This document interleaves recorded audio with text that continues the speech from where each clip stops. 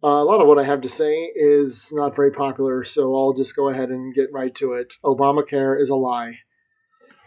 Before the Affordable Care Act, or Obamacare as it's more commonly known, was passed, we were made two promises by the then president. Number one, that you could keep your doctor if you wanted to, and number two, that the average family would see a reduction in their insurance premiums of $2,500 a year, neither one of which I have ever seen anyone actually say happened. The first thing, of course, that happened to me is that the incentives went away. Now, these are my current rates here on the screen, or the proposed rates for change. But back then, before the Affordable Care Act, you could complete qualifying activities and have reductions in your monthly insurance premium. And I met them all. Like if you had an annual physical, an eye exam, and a dental visit, then you could get $25 off a month. If you demonstrated that you were exercising at least 3 days a week with whatever, I think 30 minutes, 3 days a week, you could get a reduction. That's how I got my very first Fitbit. And they bought it so they could track it and then prove, and then they gave me a reduction.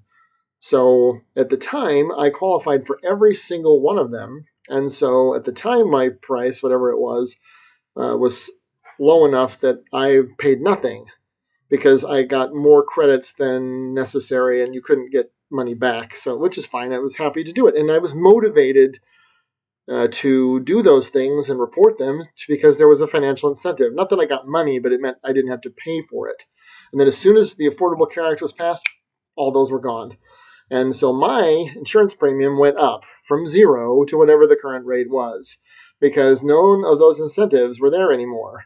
Now, of course, there is one incentive that remains. That's if you're a smoker, they will incentivize you if you quit, which just seems kind of so they get a benefit because they're addicted to quit an addictive substance, and I don't get one, even though I've never smoked. What another topic for another day. The second thing is they took our doctors away. So a couple of years back, last time I went to a doctor, they changed this again. I think that was 2024, and the doctor I had been seeing was no longer covered. So you can keep your doctor, but only if you want to pay the out-of-pocket rate, and if that doctor even accepts our insurance. And a lot of doctors don't. I'm not exactly sure why. I could speculate, but I don't have any data. So we'll just say that a lot of doctors don't take the state's coverage, and so you'd have to pay the entire thing out of pocket, not just the extra money or the additional over the negotiated price for in-network fees. And then add this complication, because people have been up in arms about this, the police, the fire union, because if you look at this, some of this is incredibly outrageous. So there's three different categories here. The top one here, the CDHP, that's the high deductible PPO option.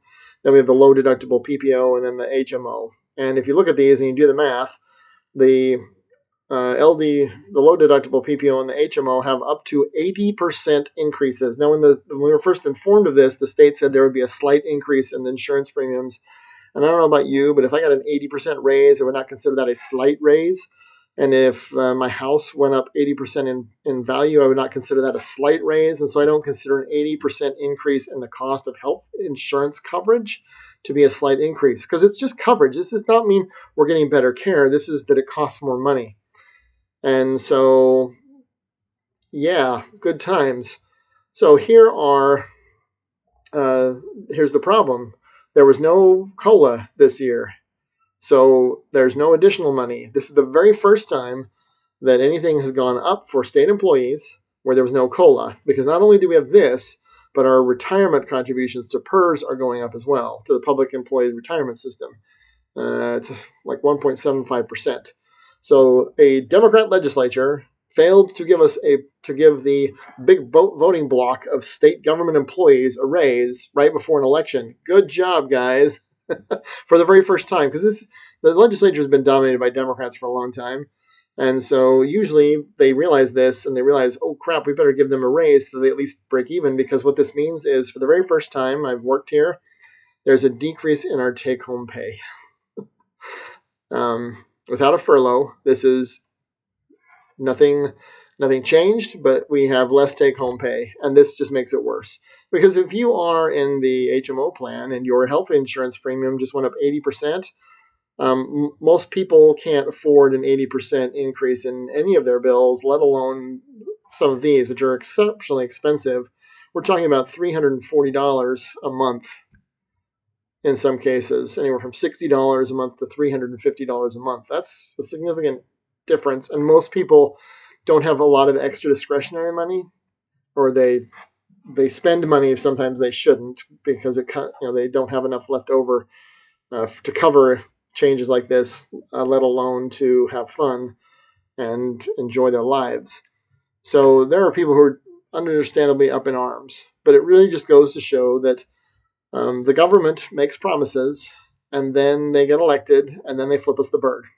Because I was not able to keep my doctor unless I wanted to pay extra money, and I'm not saving any money. Forget whatever the number is, but I did not see a reduction in my premium of any money whatsoever. In fact, once Obamacare was passed, mine went up like $100 a month or something. I think it was 88, something like that. Because I think I was getting $100 in credit, but I was only able to claim push it down to zero. So my healthcare went from $0 a month to $88 a month, just like that. And that's almost $1,000 a year, which is not a lot of money, but it is not a $2,500 savings. So I don't know who saved and who got to keep their doctor. I'll bet you don't know anyone who did either. And I just want to point this out because when are we going to get it through our thick heads that government officials lie to you all the time? I don't care what your stripe is. I don't care what your political party is. They say whatever it takes to get elected, and then once they're elected, they flip you the bird. And then they do whatever they want. And then another election comes, and they sing a song, and you all dance. But they're all lying to you most of the time. And if you just assume they're lying to you, you'll probably be better off. Because I don't know about you, but most people can't afford an 80% increase in their bills. I don't want to. Because it means I won't have money to go to Europe, which if you've watched my other videos, I go to Europe periodically. So, because something has to give. And I'm not one of those people who's going to borrow money to go on vacation. I'll just stop going on vacation. And going to work and going home and going to bed is not a life. It's drudgery. So next time a politician makes you a promise, it would behoove you to assume they're lying until they prove they're not. Because most of the time, we all know that how to tell when a politician is lying. His lips are moving. And this is proof positive, once again, that they talk out of both sides of their mouths. Anyway, that's my Friday rant for today. Godspeed and enjoy your weekend.